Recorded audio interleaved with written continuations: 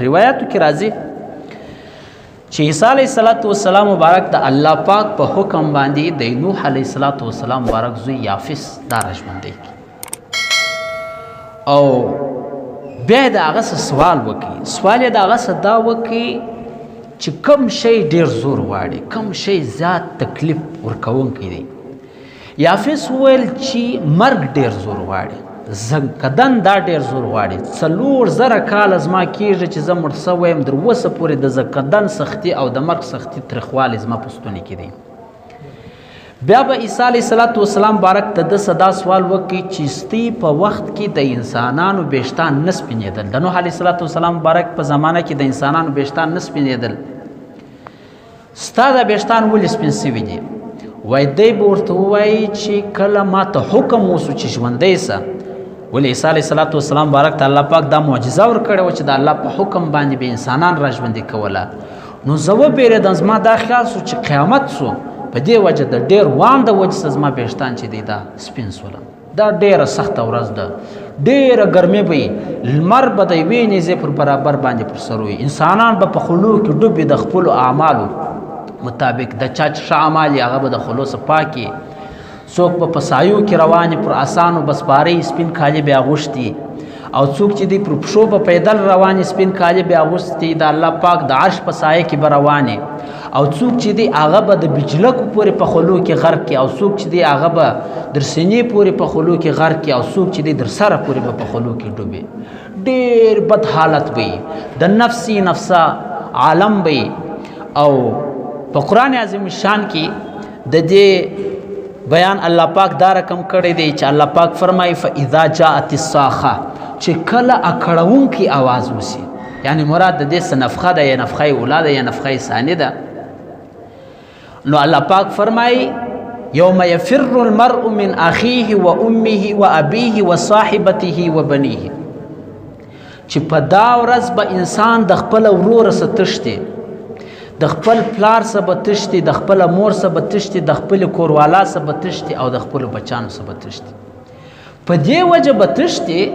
چې دی نه زما څه اوس یو څه نیکیانې وغواړي چې راکه ماته یو څه نیکیانې چې زه ځان په خلاص کړم لکل امرئ منهم یومئذ شأن یغني په دا ورځ به هر څوک په خپل فکر کې د ځان غم به ورسره خپل فکر به اخیستی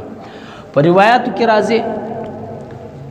چې یو پلار به په ورځ د قیامت د هغه په اعمالنامه کې به یوه نیکي کمه سي الله پاک ورته وایي ورسه دا یوه نیکي پیدا که رایه و بیا زه تا جنت ته استوم پلار به راسي زوی ته به وایي چې ای زویه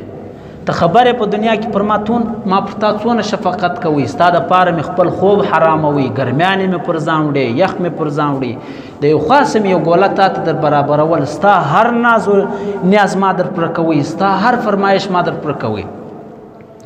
زوی به اقرار وکړي چې بو بابا جانه په دنیا کې تا زما ډېر خیال ساتلی و تا زما ډېر پر ما باندې مشفقه وې پر ما ډېر مهربانه وې نو پلار به ورته وایي زویه اوس ما یوه نیکي په کار ده دا یوه نیکي ما ته راکړه زه ستا په دا یوه نیکي باندې خلاصېږم الله پاک مې جنت ته ورسي زوی به ورته وایي چې پلار جانه دا خبره خو یقیني ده چې تا پر ما ډېر رحم و شفقت کړی دی په دنیا کې لیکن زه بیریږم چې زه اوس د خپلو نیکیانو څه تا ته یوه نیکي درکړم دی نه چې زما په نیکیانو کې بیا یوه نیکي کمه سي ما ته به بیا څوک دا نیکي راکوي لهذا نه سم کولی چې زه تا ته دا نیکي درکړم داسې بد حال وي هر یو به د نفسا نفسي په عالم کې په حدیث شریف کې راځي حضرت عایشه رضی الله تعالی عنها فرمایي چې نبی علیه السلام مبارک وفرمایل چې د قیامت په ورځ به ټوله انسانان د خپلو قبرو څخه دا رقم را ژوندي کېږي لکه د مور چې انسان تازه پیدا سي لس به یې پر بدن به جامې نه او د انسان ختنه به نه سوي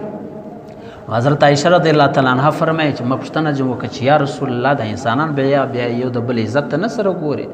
نبی علیه السلام مبارک القسم دی مې د هغه ذات دی د چا په قبضه کې چې زما جان دی د چا په قبضه کې چې زما روح دی دوی ته به دا خیال نه راځي چې بل چا ته وګوري د ټولو نظرونه به د اسمان وخواته ټوله به په وامو په بیره کې یو خوف وي د انسانانو په زړو کې ټوله به د الله و طرف ته متوجه دا به زر کاله انسانان دا رقم حساب کتاب نه شروع کېږي په میدان محشر کې به انسانان ټوله سر راټولې ټوله به په ګرمو په مصیبتو مبتلا وي ټوله به په غم کې هر یو به د خپل ځان په غم اخته وي چې زما سره به نن څه وسي واتقوا یوما لا تجزي نفس عن نفس شیئا د دې څه مراد دغه ورځ بیا به د انسانانو دا سرغنه خلک راټول سي سفارش به وکړي و انبیاو ته چې الله پاک ته ووایي چې حساب کتاب وسي. موږ ډېر په تکلیف و ډېر په عذاب یو چې الله پاک حساب کتاب ژر شروع کړي، زموږ سره ژر حساب کتاب وسي. اول د واره به دا انسانان ورسي آدم علیه السلام مبارک ته ووایي چې سفارش وکوه الله پاک ته چې حساب کتاب شروع سي. آدم علیه السلام مبارک په فرمایي چې ما په جنت کې د هغه درخت څخه خوراک کړی چې الله پاک ته کومې درخت څخه زه منع کړی وم، زه نسم شفاعت کولی، زه ما ته د الله پاک څخه حیا درېږي. بیا به انسان ورسي آدم ثاني ته نوح علیه السلام مبارک ته، هغه ته به ووایي چې سفارش وکړه چې الله حساب کتاب شروع کړي. هغه به دا ورته ووایي چې زما زوی کافر په دنیا کې، ما د کافر زوی لپاره د الله پاک څخه دعا غوښتې وله، زما ته د الله پاک څخه حیا درېږي، زه الله پاک حضور ته نسم درېدلی، زه نسم ورته ویلی چې سفارش وکړه. او دغه رقم بیا به انسانان راسي و ابراهیم علیه السلام مبارک ته، بیا به ورته وایي چې سفارش وکړه. ابراهیم علیه السلام مبارک وایي چې ما ته د الله څخه حیا درېږي، ولې په دنیا کې ما 3 داسې خبرې کړې وې چې د هغه خبرې د کولو نه وې، یعنی هغه د دې لایق نه و چې هغه خبرې ما کړې وای. چې هغه یوه هغه خبره وله چې ابراهیم علیه السلام مبارک چې کوم امت مشرکین و دا په شرک اخته و چې دی ول موږ ځو میلې ته زموږ سره ولاړ څه درته زه نه جوړې. یوه هغه خبره وله چې ابراهیم علیه السلام مبارک پر یو علاقه تېرېدی، د هغه علاقې بادشاه چې و ظالم و، نو ابراهیم علیه السلام مبارک خپله کوروالا روش و چې دا زما خور. بیا به دا انسانان راسي موسی علیه السلام مبارک ته چې ته سفارش وکړه. موسی علیه السلام مبارک به ووایي چې ما یو قبطي په چپلاخه ولی و، هغه مړ سو، نو ما ته د الله پاک څخه حیا درېږي چې ما دا کار کړی دی. ځکه که څوم دغه لغزشونه د انبیاو الله پاک بخښلي دي په دنیا کې، په قرآن عظیم شان کې د دې ذکر دی چې الله پاک دغه لغزشونه دا د الله پاک د نبیانو دا بخښلي دي. بیا به عیسی علیه السلام مبارک ته ټول انسانان راسي. عیسی علیه السلام مبارک ووایي چې په دنیا کې خلکو ما ته د الله پاک زوی ویل، لکه عیسایان چې دي د عیسی علیه السلام مبارک ته العیاذ بالله د الله پاک زوی ورته وایي یا خدای ورته وایي. نو ما ته د الله پاک څخه حیا درېږي، زه څنګه د الله پاک په حضور کې ودرېږم چې خلکو زه د الله پاک سره شریکولم په عبادت کې. آخر به ټول انسانان و نبی علیه السلام مبارک ته راسي چې یا رسول الله صلی الله علیه وسلم ته زموږ سفارش وکړه، تو خو د تمام انبیاو سردار وې، د تمام انبیاو افضل یې. نو نبی علیه السلام مبارک په الله پاک ته پر سجده صدر عرش لاندې او د الله پاک څخه د سفارش خواست وکړي، الله پاک په سفارش قبول کړي. بیا به د ټولو انسانانو سره حساب کتاب وسي. ووفیت کل نفس ما عملت وهو اعلم بما یفعلون. الله پاک فرمایي د ټولو انسانانو سره به حساب کتاب وسي، هر چا ته به خپله بدله ورکول سي. یعنی که چا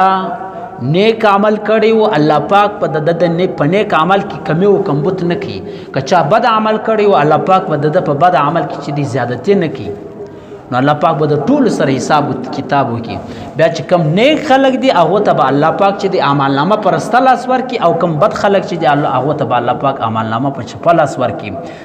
هر څوک خپل اعمالنامه وګوري، دا به د یو رجسټر په شانې. بیا به وایي چې ما لهذا الکتاب لا یغادر صغیرة ولا کبیرة الا احصاها. دا څنګه کتاب دی چې دی یوه ذره حساب کتاب نه دی پرېښی، د هر سکنډ چې دی حساب یې لیکلی دی. نو الله پاک دې موږ ته د صحیح عمل کولو توفیق راکړي، او الله پاک دې موږ تاسو ته دا توفیق راکړي چې د قیامت دپاره تیاری وکړو، او د قیامت په ورځ چې دی موږ په سهولت یو، په تکلیفو کې نه یو، په عذابو کې نه یو، په وام په بیره کې نه یو. دغه طریقه دا ده چې انسان ایمان راوي او د ایمان سره سره اعمال صالحه اختیار کړي. نو الحمدلله موږ تاسو خو مؤمنانو ایمان لرو پر الله پاک باندې او پر نبی علیه السلام مبارک باندې او پر ورځ د آخرت باندې او پر تمام فرشتو باندې او پر تمام آسماني کتابو باندې، لیکن د اعمالو کو